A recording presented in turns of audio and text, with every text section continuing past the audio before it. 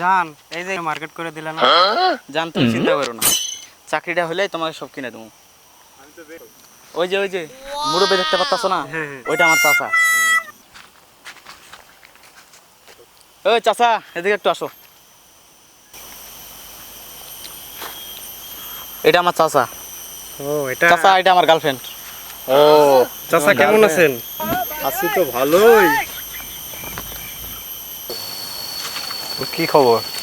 তো ভালো। আচ্ছা জান, তোমার মাসে ইনকাম কত আর কি কি আছে ঢাকায়?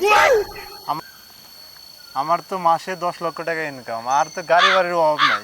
কোনো তাই নাকি? সমস্যা নাই, হ্যাঁ। তাই নাকি জান? হুম। তাহলে চলো আমরা বিয়ে করে ফেলি।